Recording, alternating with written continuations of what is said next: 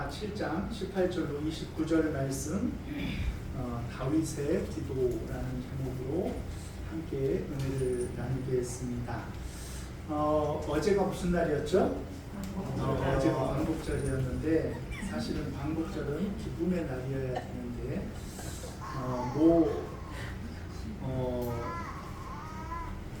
배우 때문에 이번 광복절이 좀 시끄럽고 논란이 많았습니다. 그러면서 이 광복의 의미와 또 진정한 광복이 이루어졌는가에 대한 의구심이 들지 않을 수가 없었습니다. 저희들이 자라던 세대만 해도 친일을 했다 뭐 이러면은 그걸 어디다 내놓지 못하고 아주 조용히 숨어 지내곤 했는데 이제는 대놓고 그런 것들에 대해서 아무렇지도 않은 생각을 갖는 그런 시대가 되지 않았는가. 특별히 이 젊은 세대들, 이제 30대 이하 젊은 세대들은 시대가 너무너무 세월이 흐르다 보니 점점 그 광복의 기쁨이 무엇인지에 대한 생각이 옅어져 가는 것 같아서 광복절 기념 예배를 다시 만들어야 되지 않느냐 이런 생각이 들 정도로 답답한 그런 마음이 없지 않아 있습니다. 여러분들은 어떻게 생각했는지 모르겠지만 우리가 복음을 믿고 하나님을 신앙하는 것은 개인의 구원만을 위한 것이 아닙니다. 그 구원의 기쁨과 감격이 우리가 사는 이 땅 가운데에도 이루어져야 진정한 의미의 복음이 완성되는 거예요. 그래서 이런 말이 있어요. 복음에는 국경이 없지만 크리스찬들에게는 조국이 있다. 성경에는 없는 얘기니까 받아 적을 필요는 없어요. 복음에는 국경이 없지만 믿는 우리들에게는 조국이 있다라는 거죠. 사실은 우리가 일제치하를 지내왔지만 우리만 지낸 것이 아니에요. 세계 여러 나라들이 강대국들의 치하에 수십 년, 길게는 수백 년 동안 어떤 주권을 빼앗기는 그런 신세로 살아간 그런 민족들이 많이 있었어요. 그런데 유독 한국 사람들, 우리 조국만큼은 이 식민 통치에 대한 반항심이 많이 있었어요. 그 반항심에 그 기폭제가 되었던 것이 3.1운동이고 그 3.1운동의 기폭제가 되었던 것이 무엇이냐고 하면 기독교 신앙. 그것을 잃어버리면 안 돼요. 왜 기독교 신앙이 3.1운동의 기폭제가 되었느냐? 왜 독립운동을 일으키는 역할을 하게 되었느냐?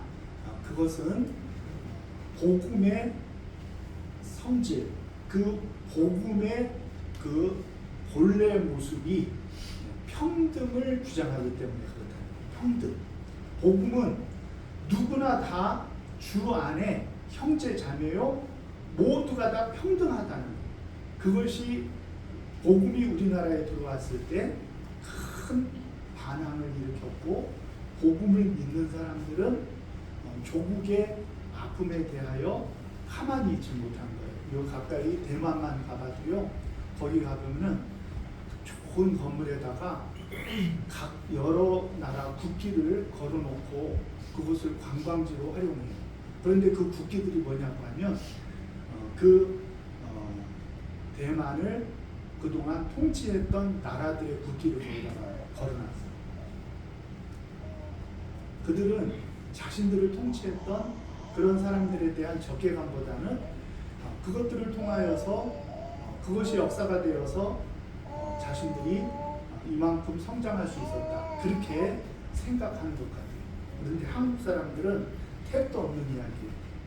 우리들은 결코 독립이 이 미국의 핵폭탄 때문에 이루어진 것이라 여기지 아니하고 끊임없는 투쟁과 끊임없는 한일 항쟁으로 이루어진 그런 것으로 믿고 있다는 것.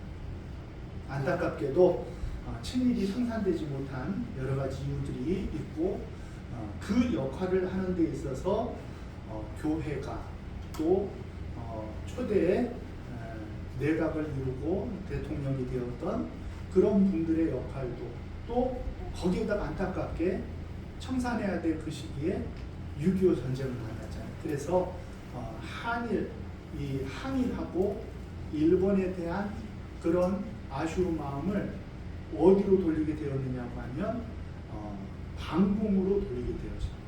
그래가지고 이 일제 치하에 있었던 일들에 대한 그 의식이 흐려지는 것들에 대해서 우리들은 상당히 경각심을 가져야 된다라는 생각을 갖게 합니다.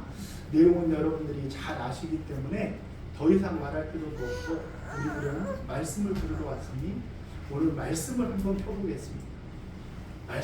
이 말씀에 보면은 오늘 8.15 기념주일에 아주 걸맞는 말씀이 마침 딱 나와 있어요.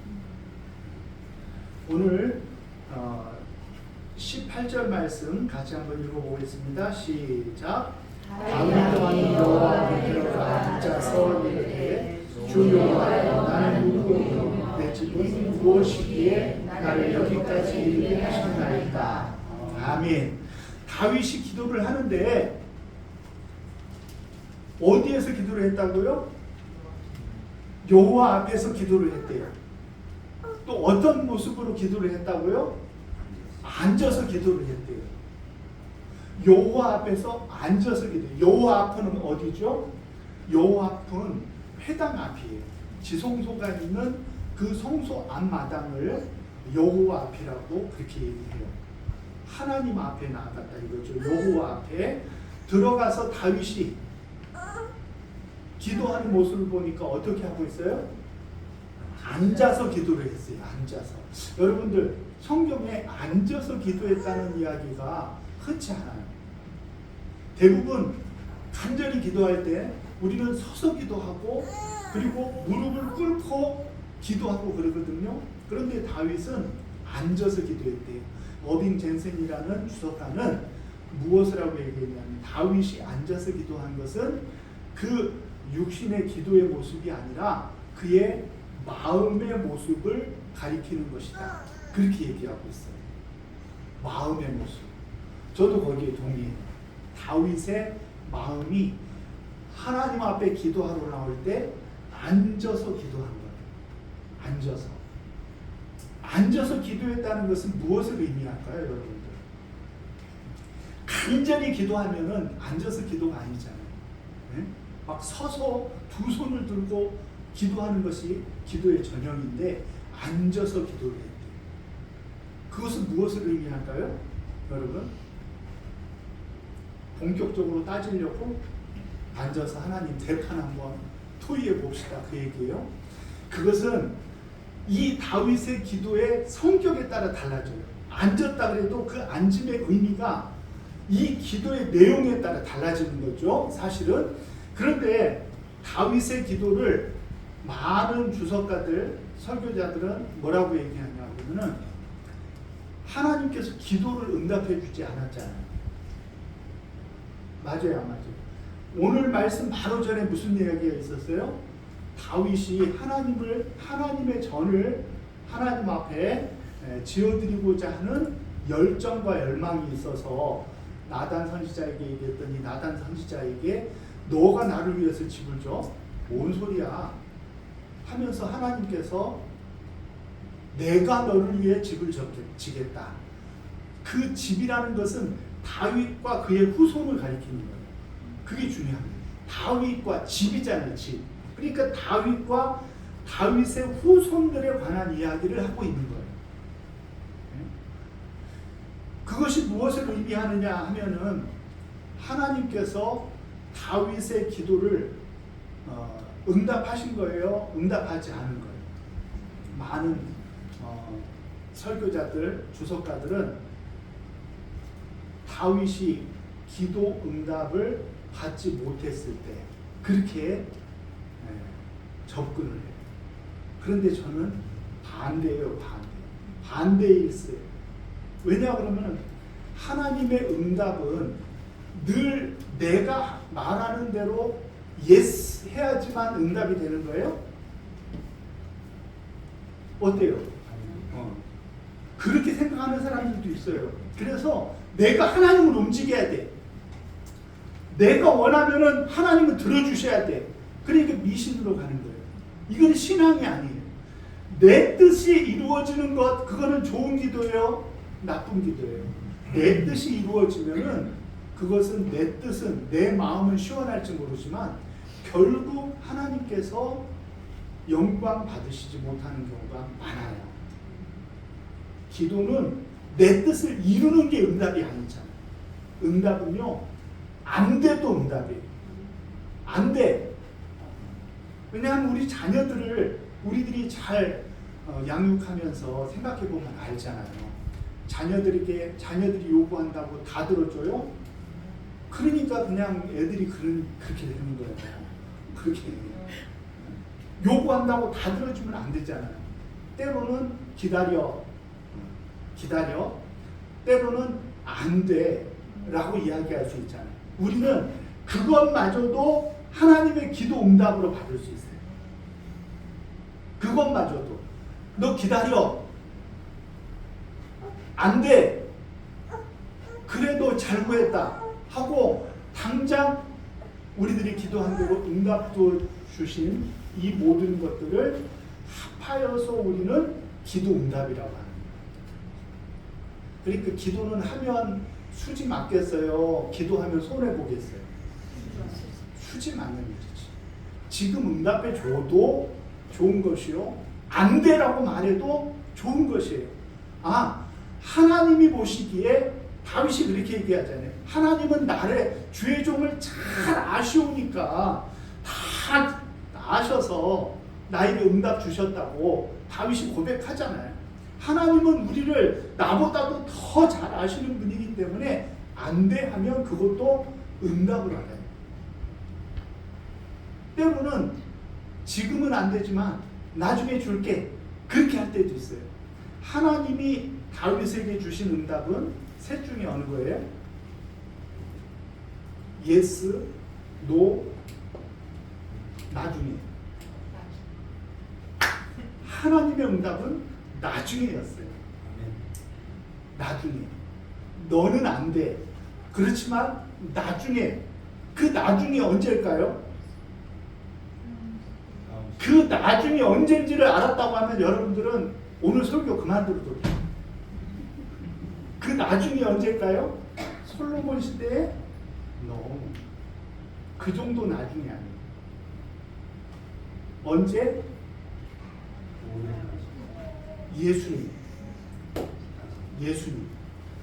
예수님 때에 하나님의 집이 완성이 되는 거예요. 아멘. 예수님 때에 완성이 되는 거예요.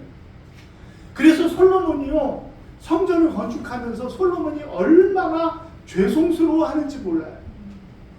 다윗으로부터 신앙의 계보를 이어받은 솔로몬은 자신이 짓는 이 성전이 얼마나 허탄한 것인지를 잘 알지만 그는 성전을 지을 수밖에 없었고, 그것으로 인하여서 너무나 죄송하다고 그렇게 해가지고 나온 그 복음성가가 413장 오늘 찬양이거든요.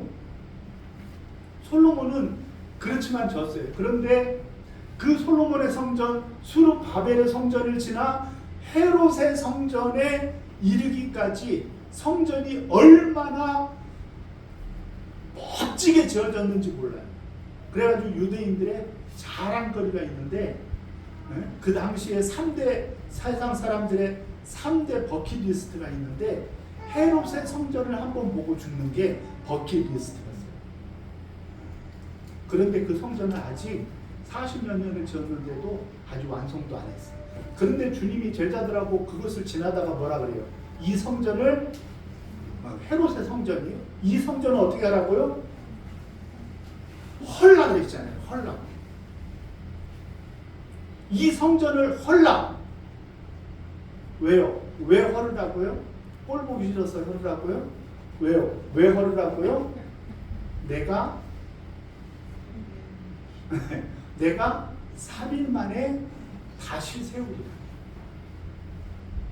사실은 인간이 하나님을 모실 그런 엄청난 잘못된 생각으로 성전을 짓고 그것을 화려하게 꾸미니까 그 화려함은 외국의 사람 군대들이 쳐들어올 때 이 이스라엘 예루살렘을 어떻게 하냐고 하면요, 그냥 대충 정복하고 끝내는 게 아니라 돌 하나도 돌 위에 남지 않게 다 완전히 파괴해버려요.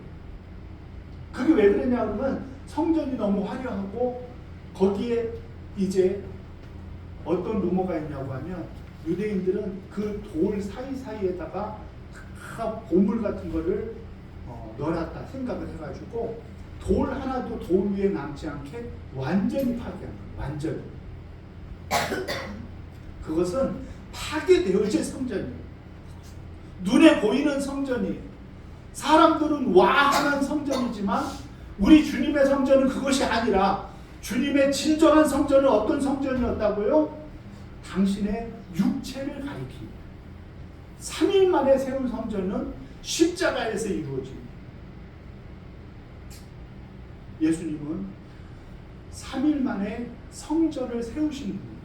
하나님의 나라, 주님이 임재하심의 장소를 세우신 우리 주님이신 줄 믿으시기를 바랍니다. 그것이 어디 있냐고 하면은요, 12절 말씀이에요. 12절 말씀 같이 한번. 너를 위하여, 내가 여호와가 너를 위하여 집을 짓고, 12절 시작.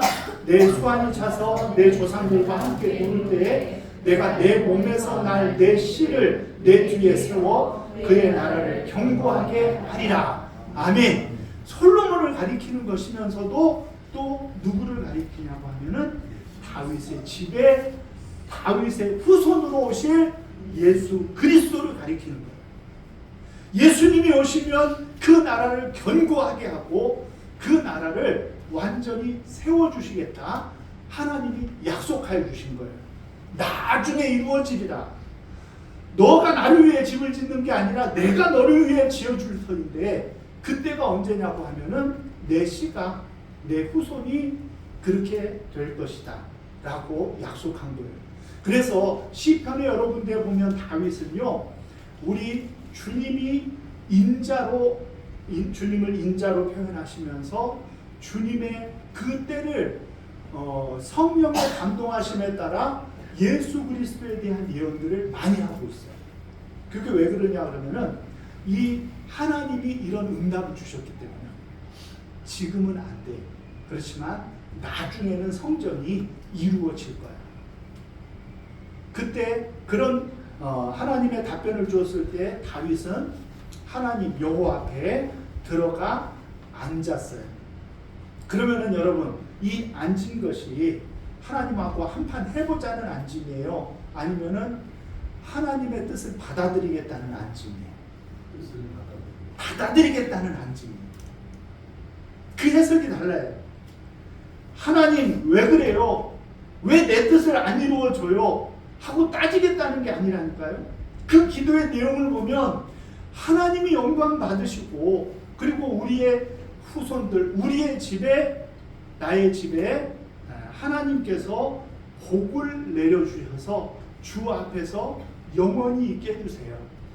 하나님이 우리에게 알려주신 지금은 안 돼라는 응답의 의미를 선명히 알지 못하지만 다윗은 어떻게 했어요?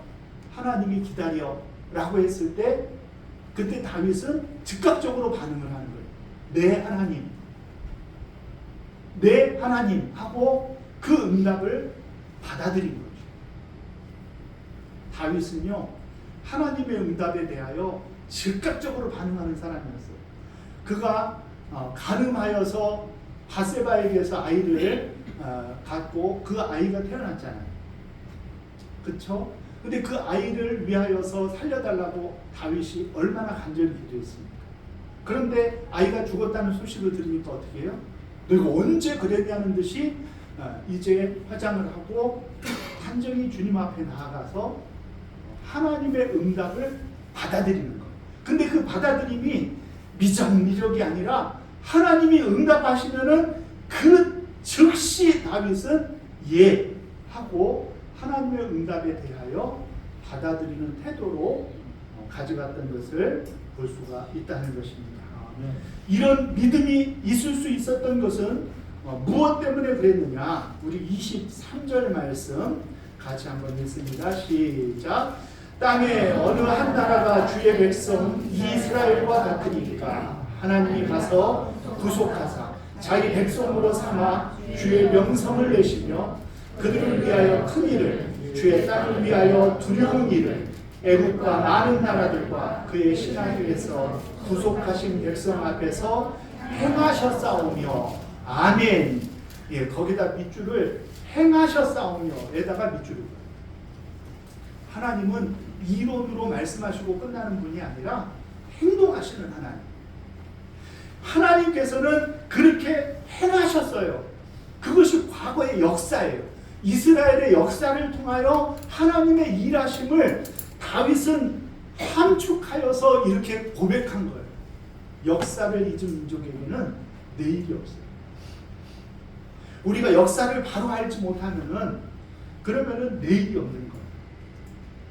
오늘 다윗이 하나님의 응답에 대해 예, 알겠습니다 하고 그가 하나님의 응답으로 기다리라는, 너는 안 된다는 것을 받아들일 수 있었던 것은 과거부터 하나님은 이런 하나님으로 우리에게 행하셨기 때문에 그 행하심이 앞으로도 계속 되어질 것을 다윗은 믿은 거예요.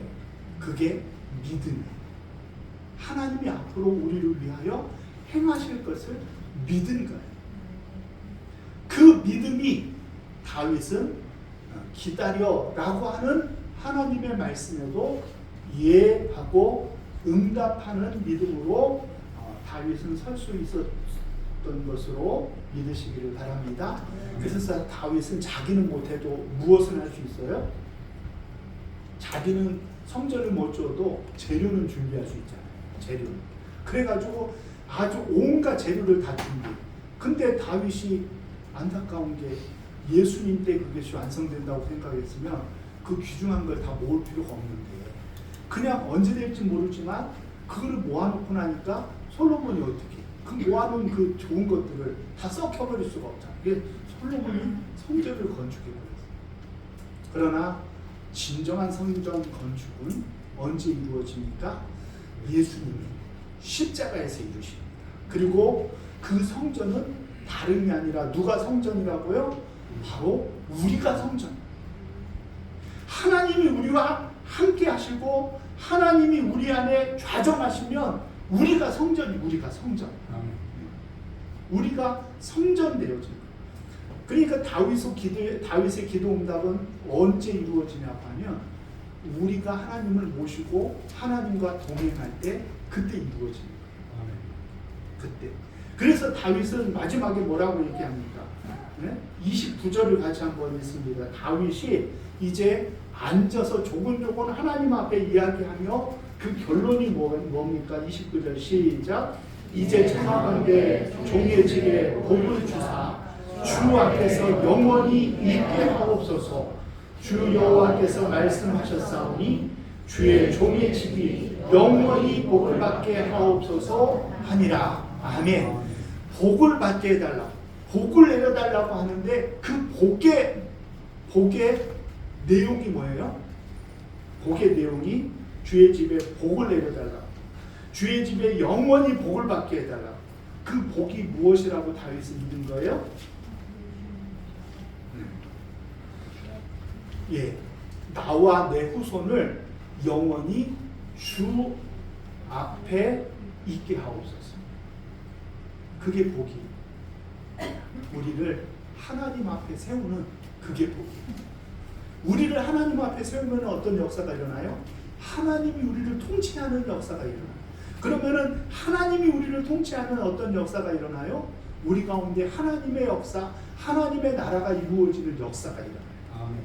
그것이 진정한 복이라는 거예요. 하나님이 영광 받으시고 하나님의 나라가 세워지는 것. 그래서 나를 하나님 앞에 세워주시고 솔로몬도 하나님 앞에 세워주시고 내 자손들도 다 하나님 앞에 세워주세요. 그것이 복입니다. 그 복을 나에게 허락해 주세요. 안 되고 나중에 내가 허락해 준다는 말씀, 아멘, 믿습니다. 그러기 위해서 하나님, 나와 내 후손에게 영원히 그 후손들이 주님 앞에 있게 해주세요. 내 자녀들이 주님 앞에 있게 해주세요. 내 후손들이 주님 앞에 있게 해주세요. 그것이 진정한 복이요, 그것이 진정한 축복인 줄로 저와 여러분들이 믿으시기를 바랍니다. 저와 여러분들은 하나님 앞에 나아가서 앉아서 기도하세요. 하나님의 뜻을 거스르고 대항하려고 따지지 마시고 하나님의 뜻을 받아들이면서 하나님의 뜻이 내 안에 이루어졌을 때 또 그것을 이루기 위하여 내게 필요한 것이 무엇인지를 주님 앞에 기도하세요. 우리가 주님 앞에 서 있으면 나머지는 누가 하셔요? 하나님이 하셔요. 내 후손들이 주님 앞에만 있으면 그러면 하나님이 우리를 통하여 일하실 줄로 믿으시고, 우리 사랑하는 성도님들은 우리들의 삶 속에 주님 앞에 나를 세우기를 힘쓰는 아름다운 믿음 되어주시기를 주님의 이름으로 축원합니다.